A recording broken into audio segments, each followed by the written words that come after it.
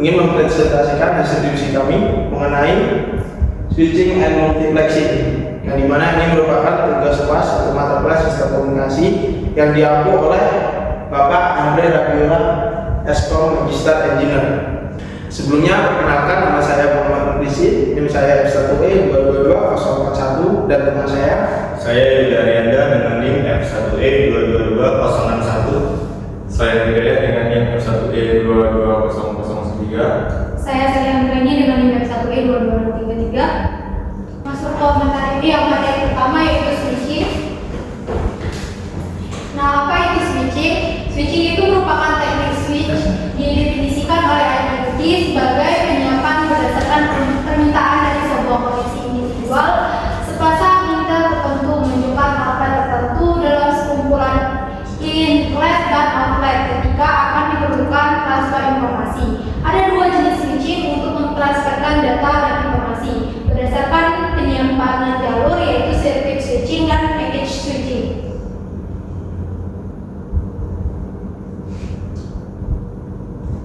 Nah, circuit switching itu merupakan penerapan sebuah patch komunikasi DX permanen antara dua station, yaitu melibatkan tiga fase, yaitu circuit establishment, kemudian signal transfer yang memungkinkan analog voice, digital voice, binary data, kemudian circuit disconnect, kemudian kurang efisien karena koneksi tetap unstable walaupun tidak ada data yang ditransfer. Contoh konkret adalah public telepon network PBX, public band exchange untuk gedung, tidak kompleks dalam routing load control, dan syarat-syarat error control. Ada lagi routing dalam circuit switching. Efisiensi jaringan diperoleh dengan cara meminimalisir switching dan kapasitas transmisi. Komponen dalam arsitektur jaringan telekomunikasi umum adalah pelanggan, kemudian local loop, di mana local loop itu link antara pelanggan dan jaringan. Menggunakan switch pipe sepanjang antara beberapa kilometer dan beberapa puluh kilometer. Nah, untuk expense-based itu sendiri switching lokal dalam membuat sebuah jaringan. Nah, untuk switching lokal mendukung pelanggan-pelanggan yang dikenal dengan nama voice yang biasanya dapat didukung beribu-ribu pelanggan dalam lokal area. Untuk transnya sendiri, cabang-cabang antara exchange rooms membawa multi-frekuensi dengan menggunakan VDM atau frequency division multiplexing atau synchronous TDM time division multiplexing. Masuk ke proses routing, di mana dalam proses routing itu ada switching dan dua buah switching dan parallel switch, dan akhir pada proses routing. Nah, pada bagian A dan B itu koneksi dalam satu buah interface, sedangkan C dan D koneksi yang lebih kompleks, lebih disukai dengan menggunakan dynamic routing pada static routing data input control dikarenakan kondisi traffic yang makin kompleks dan lebih fleksibel. Adapun dalam kelas-kelas dalam dynamic routing adalah sebagai berikut. Nah, untuk alternatif routing merupakan routing pilihan yang dapat digunakan dua interface. Tiap switch diberikan sejumlah routing untuk mencapai tiap tujuan. Kemudian jika hanya ada satu routing dalam tiap pasang source,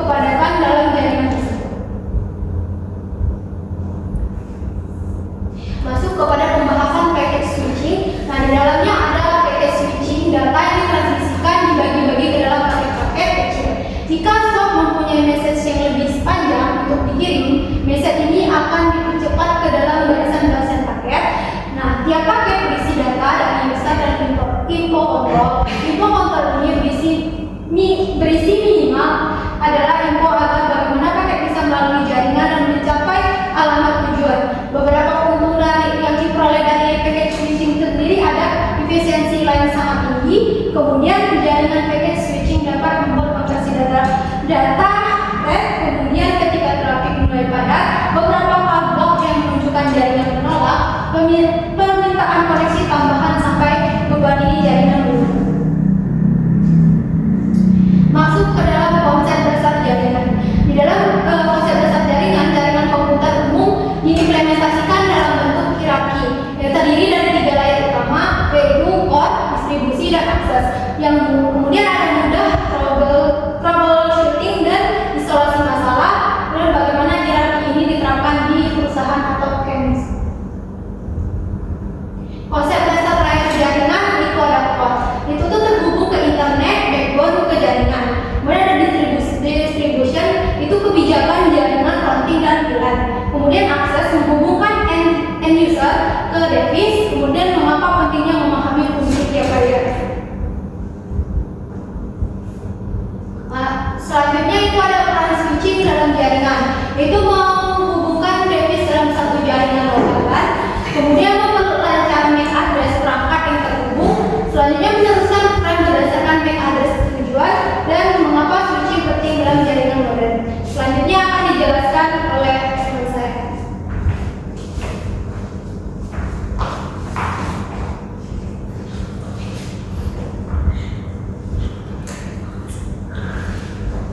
Selanjutnya di sini saya akan menjelaskan proses learning pada switch. Switch mempelajari lokasi perangkat dari frame yang masuk, mencatat MAC address sumber dan port masuk di tabel MAC. Proses dinamis dan berkelanjutan. Keempat, mengapa proses learning penting untuk efisiensi switch. Tabel MAC address. Komponen kunci dalam operasi switch memetakan MAC address ke port fisik switch. Awalnya kosong, diisi melalui proses learning. Dan di sini ada edging pada tabel MAC, yaitu entry dalam tabel MAC memiliki waktu kadaluarsa atau edging time, biasanya diatur antara 5 sampai 300 detik. Jika tidak ada aktivitas, entry dihapus setelah edging time. Nah, selanjutnya ada loading ketika tujuan tidak dikenal. Dia terjadi saat MAC address tujuan tidak ada di tabel MAC. Yang kedua, switch mengirim frame ke semua port kecuali port sumber. Yang ketiga, memastikan frame sampai ke tujuan yang benar. Selanjutnya ada proses ARP dalam jaringan. Yang pertama, ada Session Protocol atau ARP menghubungkan IP dan MAC address. Yang kedua, digunakan saat perangkat perlu mengirim data tapi hanya tahu IP tujuan. Yang ketiga, ada IP request dikirim sebagai broadcast, IP replik, unicast. Cara kerja ARP. Yang pertama, perangkat mengirim IP request ke alamat broadcast. Yang kedua, semua perangkat menerima request hanya yang sesuai respon.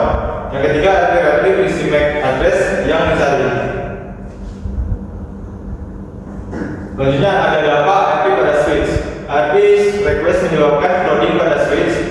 IP replik membantu switch mempelajari lokasi perangkat lalu meningkatkan efisiensi forwarding untuk komunikasi selanjutnya.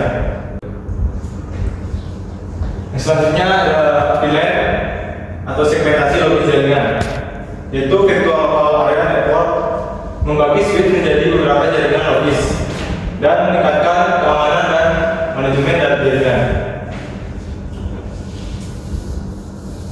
VLAN segmentasi logis jaringan mengirim daya listrik melalui kabel Ethernet, mendukung perangkat seperti IP port, kamera IP, dan access point.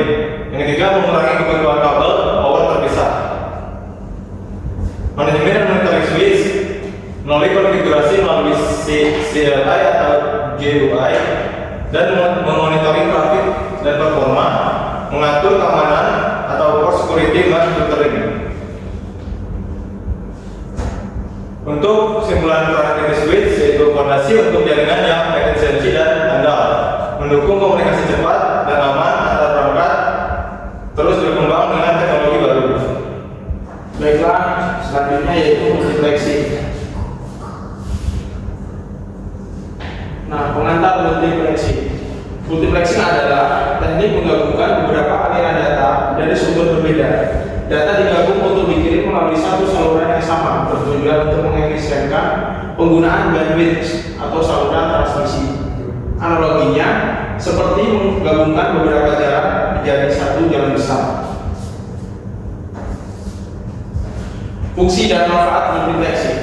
Yang pertama yaitu meningkatkan efisiensi penggunaan bandwidth. Yang kedua yaitu memungkinkan berbagi saluran transmisi. Yang ketiga mengurangi kebutuhan media pengantar. Yang keempat yaitu meningkatkan kemampuan komunikasi. Dan yang kelima meminimalkan biaya infrastruktur komunikasi. Jenis-jenis teknik multiplexing. Yang pertama ada time division multiplexing atau TDM. Yang kedua ada frequency division multiplexing atau FDM. Yang ketiga ada wavelength division multiplexing atau WDM. Yang keempat ada chord division multiplexing atau CDM. Dan yang terakhir ada optical chord division multiplexing atau OCDM. Time division multiplexing atau TDM terbagi menjadi 4. Yang pertama yaitu membagi waktu menjadi slot-slot untuk setiap pengguna. Yang kedua, setiap pengguna mendapatkan data waktu untuk mengirim data. Yang ketiga, cocok untuk data digital. Dan yang keempat ada 2 jenis yaitu sinkronus TDM dan asinkronus TDM. Lalu apa itu sinkronus TDM? Terbagi menjadi 4. Yang pertama yaitu setiap pengguna mendapatkan slot waktu tetap. Yang kedua, slot waktu diberikan meskipun tidak ada data untuk dikirim. Yang ketiga, kurang efisien jika ada pengguna yang tidak selalu mengirim data. Dan yang keempat, sederhana dalam implementasi. Asinkronus TDM atau statistical TDM hanya memberikan slot waktu kepada pengguna yang memiliki data untuk dikirim. Yang kedua, lebih efisien dalam penggunaan bandwidth. Yang ketiga, kompleks dalam implementasi karena perlu identifikasi pengguna. Dan yang keempat, cocok untuk lalu lintas data yang bersifat burst. Lalu selanjutnya ada frekuensi divisi multiplexing atau FDM.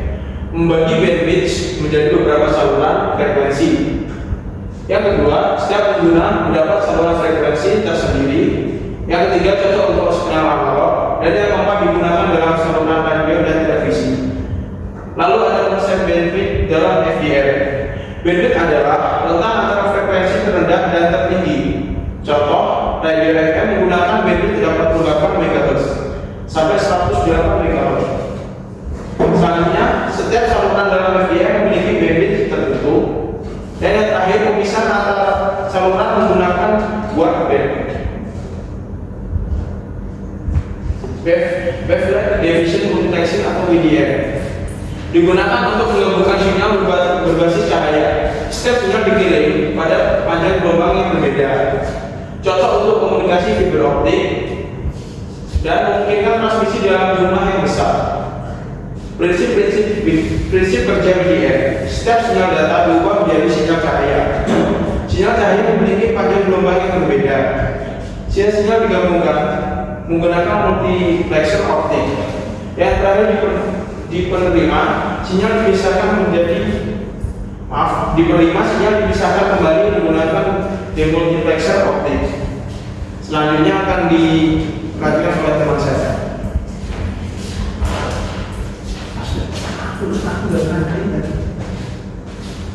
Baiklah, selanjutnya kode division multiplexing atau disingkat KDM.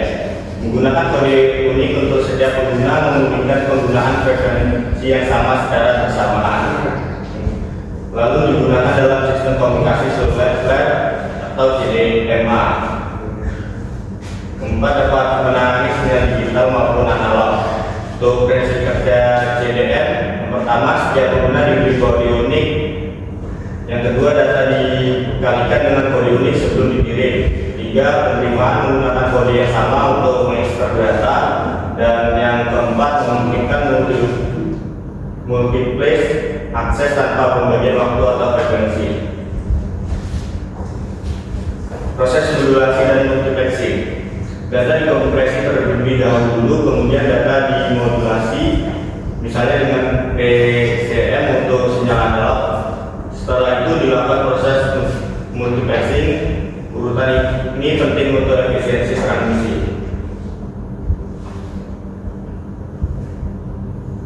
Demultiplexing. Pertama, proses memisahkan kembali sinyal yang telah digabungkan. Kedua, dilakukan di sisi penerimaan. Dan ketiga, menggunakan teknik yang sesuai dengan metode multiplexing. Dan yang terakhir, penting untuk memulihkan data asli dari masing-masing pengguna. Selanjutnya, aplikasi multiplexing dalam kehidupan sehari-hari. Yang pertama, jaringan telepon seluler, siaran televisi dan radio, jaringan internet, broadband, sistem komunikasi satelit, dan jaringan komputer. Perkembangan teknologi multiplexing. Dari analog ke digital multiplexing, peningkatan kapasitas dan kecepatan transmisi, integrasi dengan teknologi kompresi data, pengembangan teknik multiplexing baru untuk 5G dan beyond. Dan untuk tantangan dan masa depan multiplexing, yang pertama dapat meningkatkan efisiensi spektrum frekuensi, mengatasi interferensi dalam sistem user, mengembangkan teknik multiplexing untuk komunikasi kuantum, dan integrasi dengan kecerdasan buatan untuk optimasi jaringan. Untuk kesimpulannya, multiplexing adalah teknik penting dalam komunikasi data modern. Kedua, berbagai jenis multiplexing memiliki keunggulan masing-masing. Tiga, perkembangan teknologi terus mendorong inovasi dalam multiplexing. Dan yang terakhir, pemahaman multiplexing penting untuk mengembangkan sistem komunikasi masa depan. Mungkin itu saja yang dapat kami sampaikan. Kurang lebihnya saya mohon maaf. Saya akhiri. Wabillahi taufiq wal hidayah. Wassalamualaikum warahmatullahi wabarakatuh.